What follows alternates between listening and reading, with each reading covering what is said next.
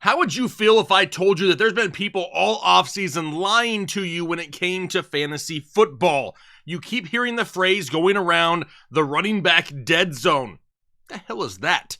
Do a little bit of research and you'll still find there's some running backs in those middle rounds that we need to have on our teams. Who are they? We're talking about them right now.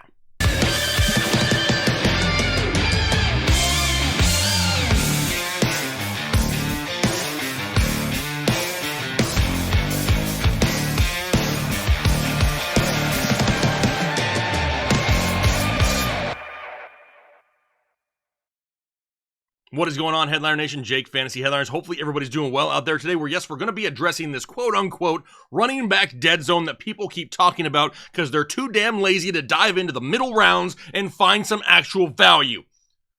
Way too early in this video for me to be fired up, but it kind of irritates me a little bit because a lot of people will look past some really great names because of some clickbait articles and things they see all over social media. Ignore that, because we're going to be talking about a few guys here today that can provide great value for your fantasy team, even though they're inside this running back dead zone. But whatever it may be, I want to make sure that you guys are set up to succeed here, and you do that by getting one of our draft guides. If this video right now can get 1,950 likes, that's right, 1950, I'm going to give away a draft guide to somebody down below in the comment section. So hit that like button and leave that comment down below because you don't want to miss out. We all have drafts coming up, right? Every one of us probably has a draft coming up in the next week or two, and why not have all that information at your fingertips so you can just start slinging against your league mates. Not literally, right? I'm not out here advocating physical abuse. Not at all. Don't take it that way. But you want to make sure that you're armed with everything you need to succeed here in 2022. Head over to fantasyheadliners.com and get yourself a draft guide right now. But let's dive into the content because I got to address this. I'm getting too old to get stressed out here, and I think a lot of people see names that maybe aren't sexy and they just throw them into this dead zone so they don't have to worry about them. There are 20 running backs right now between the rounds of 5 and 10 in consensus ADP. 20 running backs. Out of those 20, I found 10 of them that I feel okay with. Now, if you've watched me for any length of time, you know that I've built everything that I have off of drafting running backs early, and that is not going to change, but we all need depth. We all need added running backs on our bench. That's what this is all about, right? That's what we're trying to find right here. We're not looking for the next potential running back one. If you're finding your running back one in rounds 5 through 10, more times than not, you're probably going to struggle in fantasy football. Sure, you may get lucky, knock one out of the park, and be fine, but most times you need those solid studs at the beginning of your draft and then fill in with some of these mid-round guys that could really pop. So out of these 20 guys, I'm going to go ahead and throw them up here on the screen so you can see all the names. And I could probably just flash this up here on the screen, and right away you guys are probably saying, hey, I don't hate all these names, right? I mean, that's just at first glance. We got Dobbins, Dillon, CEH, Damien Harris, Miles Sanders, Devin Singletary, Penny Hunt, Pollard, and Patterson, followed by Chase Edmonds, Melvin Gordon, Ramondre Stevenson, Kenneth Walker, James Robinson, Michael Carter, James Cook, Ronald Jones, Alexander Madison, and Darrell Henderson. These are the running backs that are currently in consensus ADP, falling between the 5th and the 10th round. That's right, the quote-unquote running back dead zone. Now, let's kind of break this up into a few different groups, right? Because obviously there are some names in here that I am not interested in whatsoever.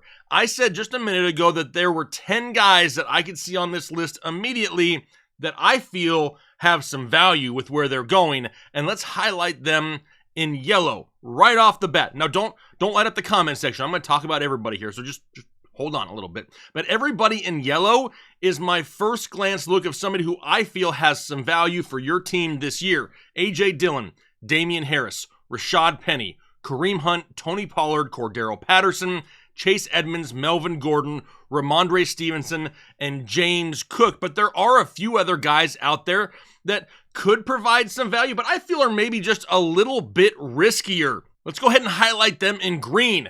J.K. Dobbins, James Robinson, and Michael Carter. Now, J.K. Dobbins coming off the torn ACL. I had a chance to sit down with the doc this past weekend, and we actually reviewed a bunch of film on J.K. Dobbins. And honestly, it's things that I don't look at. I'm not a doctor. I'm not looking at the mechanics of the knee. But he has seen some things there that he doesn't really like that may lead to a slower start for J.K. Dobbins, so he's a little bit more of a risk. James Robinson coming off a torn Achilles. He's out there. He's active. He could be playing week 1, but it's still scary once they kind of ramp up the workload. Michael Carter kind of behind Breece Hall, but we don't have Zach Wilson potentially for a few games. And if that's the case, do we see more check down passes going to Michael Carter? Just a few other options. There's also 2 stud backups here, some handcuffs in Alexander Mattison and, in my opinion, Darrell Henderson of the Los Angeles Rams, who could get some run if they try to limit Cam Akers just a little bit. That leaves us, not highlighted, CEH, Miles Sanders, Devin Singletary, Kenneth Walker, and Rojo Ronald Jones. They're not highlighted because I'm not interested in them. Now, sure, somebody like a Miles Sanders could have some value, but his coach doesn't seem to care about him. He hasn't cared about him for a couple. Nick Sirianni basically gives the middle finger to your fantasy team every single year, so we're not going to fall for that one again. So those guys, I'm not really interested in. But what we're going to do here is we're going to go through all the guys in yellow and try to figure out, why do I feel like they have some value for you here this year. Let's go ahead and kick it off right off the bat with Quadzilla, A.J. Dillon. And right now, A.J. Dillon's sitting at running back 25, 54th overall in the 5th round. A 5th round running back that has 250 plus touch potential. That doesn't sound like the start of a dead zone for me, especially in an offense that needs playmakers. I love the hype of the rookie wide receivers, right? But Aaron Jones and A.J. Dillon are going to be the main focal points in this offseason throughout all 17 games. That is the one thing that we can count on week in and week out in Green Bay. It's going to be the utilization of the backfield. Sure, we're going to have big games at times from random wide receivers in this offense, but the consistent producers here in Green Bay coming from this backfield. We already have Aaron Rodgers out there singing the praises of A.J. Dillon and how much he has improved. He's great catching the football out of the backfield. He doesn't have to come off the field for 3rd down. He's a great goal line option because his quads are the size of the county that I live in. This guy is a great prototypical 3-down back. And then you add in the fact that Aaron Jones is back there also, who has that efficiency and that explosiveness. These guys are going to be heavily relied upon. And for 250 plus touches, potentially as your running back 3, the dead zone is already not making much sense. Next up, Damien Harris, New England Patriots, currently running back 26, going 60th overall. Now, I like Ramondre Stevenson. Kyle likes Ramondre Stevenson, but Damien Harris was too good in 2021 to just all of a sudden forget about. 1,000 total yards, 15 total touchdowns, and now he's what? A nobody? Now, he's not a great pass catcher, granted, but 200 plus touches is almost a for sure thing now in this backfield. Remember, no James White, no Brandon Bolden. This guy was top 12 among all running backs last year with red zone touches, rushing yards, touchdowns, and breakaway runs. Plus, it's also a contract year. We're also hearing he could be on the trade block. Don't let that scare you away, because teams don't just actively go out there and make trades for running backs, because in the league, a lot of them are somewhat dime a dozen once you reach a certain level. A team is not going to go out there and trade for Damien Harris unless they have immediate plans of giving him a huge role in the offense. That doesn't scare me away. Damien Harris, somebody with that 200 plus touch potential in this dead zone. How about Rashaad Penny, currently running back 30 overall, sitting at 80th overall in the ADP. Does he get hurt a lot? Sure he does. Does he have a crazy high ceiling? 100%. Kenneth Walker, he's already dealing with a hernia injury. He's undergone a procedure. We believe for that, he could miss some time. Penny, healthy as of right now to start the season as the number 1 option in a Seattle backfield leads to tons of volume. Chris Carson-esque type of volume. It's a team that always runs 18 plus times a game. We've seen him have success there before. Plus, another guy playing for a contract. Rashaad Penny may be somewhat a risk, but as your running back 3 or 4, I just don't see the risk that bad right there with Rashaad Penny. Next up, Kareem Hunt, Cleveland Browns. Now, we've talked about Kareem Hunt here for multiple weeks. Currently running back 31, sitting at 81st overall. And he wants to be traded. but they don't want to trade him. Kind of the same situation for Damien Harris, right? Any team that were to trade for Kareem Hunt has immediate plans to utilize him heavily in that offense. We know as of right now he's in Cleveland. Minimal weapons in Cleveland. He could get work in the slot, and he's going to run behind one of the best offensive lines in football. Of course, he's going to flirt with 200-plus touches, especially with Deshaun Watson missing the first 11 games of the season. Checkdowns galore right now to Kareem Hunt, but yet he's sitting in this dead zone and nobody really seems to care about it. How about next up, Tony Pollard? Another guy that I've talked about numerous times this offseason, sitting at running back 32, 83rd overall, right in the smack dab middle of the running back dead zone.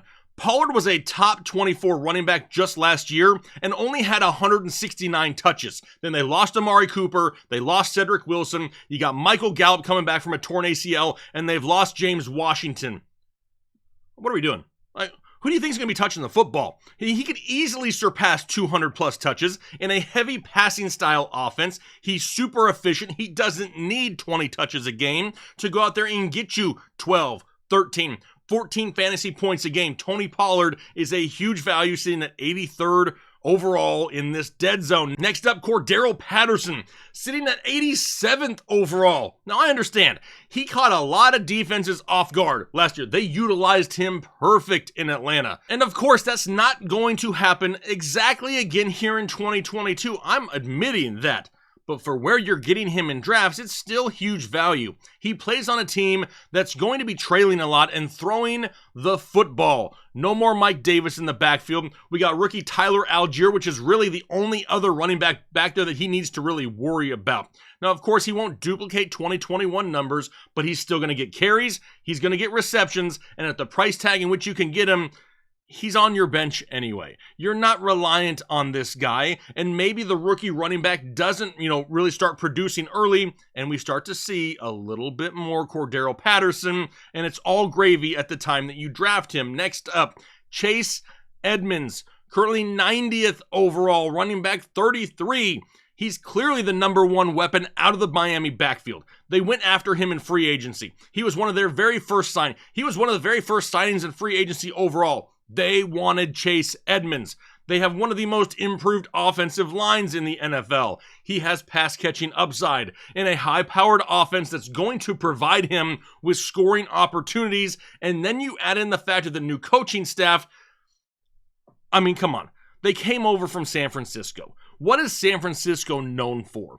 It's known for turning running backs that you've probably never even heard of into fantasy assets. Did you ever know about Raheem Mostert? Did you ever know about Jeff Wilson Jr.? Did you ever know about Jermichael Hasty? Names you've never heard of have had good fantasy days in this style of offense. It can happen again. And where you're going to get Chase Edmonds, great value. He's going to be heavily involved in this offense. We've seen it already in training camp. This guy has 200-plus touch potential. Now, no, he's not going to get 200 carries, but could I see 150 carries and 50 receptions? Absolutely I can in this offense, and he's sitting at 90th overall in this dead zone. I don't mind Chase Edmonds where you can get him this year as well. How about Melvin Gordon? Now, he's sitting at running back 34, 94th overall. Now, I love Javonte Williams. I got his jersey hanging right there. I love Javonte Williams. We were banging that drum. I mean, we had rhythm. I mean, we were getting it last year. We loved Javonte Williams before it was even the cool thing to do. But Melvin Gordon is not washed. There is still going to be a split in this backfield. We saw the press conference with Melvin Gordon where he even came out and said, hey, it seems like they want Javonte to be the guy. Of course they do. He's the future. That's why they only brought Melvin back for a short term, because he's basically kind of like insurance at this point. But that does not mean that he will not touch the ball, because the last thing they want is to run out their prized running back and have him injured in the second week because they overworked him. Melvin Gordon can still produce in this league. Who is the head coach right now of the Denver Broncos? Did you Google it? It's now head coach Nathaniel Hackett. Where did he come from? Green Bay, the offensive coordinator. What did they do in Green Bay just last year? They utilized Aaron Jones and A.J. Dillon, and now they have Javonte Williams and Melvin Gordon. As of right now, Melvin kind of fits the A.J. Dillon role, and last year A.J. Dillon had 221 touches. What happens if Javonte Williams were to go down? Now we're looking at a weekly top 12 option in Melvin Gordon. He could be flex-worthy every single week and a top-tier option if there's an injury. At 94th overall, as depth on my bench, there could be a lot worse options out there. How about Ramondre Stevenson? Running back 35, 95th overall. This dude is getting more and more involved in this offense by the day. They've come out and said he's going to adopt the James White role. This is not a James White size running back. This is a 3-down running back with great pass catching ability that they're going to utilize in New England. No more James White, no more Brandon Bolden, pass catching opportunities in an offense that we haven't seen very vertical since Tom Brady left. I expect that to kind of take a slight step forward this year, but you know they're going to utilize their pass catching running backs out of the backfield. They're going to be a run heavy team. Last year, they ran the ball 27 times a game. This is a huge value. And once again, what happens if Damien Harris goes down? Ramondre Stevenson could become a league winner for you in fantasy football here this year. Definitely could approach those 200 plus touches at 95th overall. But hey, people are telling you there's a dead zone. Let's keep it going. How about James Cook? And this one is a little bit of a stretch. This one may be a little bit more risky, I guess you could say, but at 101st overall, not a whole lot of risk. The hype is real with this kid. He is not just some third down scat back that can't do anything else. He can run between the tackles, and he's really not that much smaller than his brother Dalvin. He's smooth and explosive, but what he really does well is he can create yards with the ball in his hands. He already has the attention of his quarterback in Josh Allen. He knows he has a role in this offense. We know this is one of the best overall offenses in all of the NFL, so he's going to have scoring opportunities, but where it gets really exciting, he's even working out with the wide receivers in camp this year, so do not be surprised if at some point throughout the season, we even see a little bit of James Cook in the slot. Is he a bell cow running back? No. Is he efficient with his touches? Yes. Kind of think of like an old school Austin Eckler when Melvin Gordon was there with him with the Chargers. He wasn't getting a whole lot of touches, but when he did, he made them count, and that's going to be James Cook here this year. Now, I know what a lot of you are thinking, what about the other guys, and, do we not want those guys? Listen, there's just more risk with some of these guys, right? And I'll throw them back up here on the screen. Like I mentioned with J.K. Dobbins, a little bit worried about coming off of the ACL. Could be a slow start. Same with James Robinson, the torn Achilles. Michael Carter, we kind of really need a Breece Hall injury to really boost his value. Madison, Henderson, more of handcuffs. And then everybody else here in white, not really interested in CEH. Sorry, they tried, they failed, right? Miles Sanders, his coach, doesn't like him. Devin Singletary having to deal with the likes of James Cook now. Kenneth Walker already dealing with the hernia surgery, so he's going to miss time. Ronald Jones, that entire backfield in Kansas City, just not sexy, right? You just don't know what to expect, so you basically just avoid it. But there's plenty of running backs that we just talked about in this show here today to prove to you there's not a dead zone. You just have to look at things a little bit differently. Of course, like we mentioned at the start, if you're trying to find your running back 1 and your running back 2 with this list of names, it could be a little bit boom or bust, but the middle rounds is where you find great depth. And sometimes that depth is needed. And if you have it on your bench, you're good to go if you lose one of your top guys early in the season. I can't preach this enough. Ignore the hype of the dead zone here for running backs this year because it just does not exist. You just have to know what it is you're looking for. If you enjoyed the content, make sure you hit that like button, right? 1950 is the like goal on this video. And hey, maybe you still don't realize, did you know we have an audio podcast? We don't just rip the audio from our videos and throw it on Spotify, iTunes, Google. No, it is a brand new podcast every single week, and it's content you do not hear here on YouTube. So make sure it's right here at the bottom of the screen. Go over there, check us out, listen to a few episodes. Let us know what you think because our podcast is extremely fun to do, and it is flying up the charts right now, which is absolutely amazing. We thank you so much for the support. Going to get out of here for the day now. Hopefully you have a great rest of your day, a great week, and we'll talk to you later. I'm a headliner.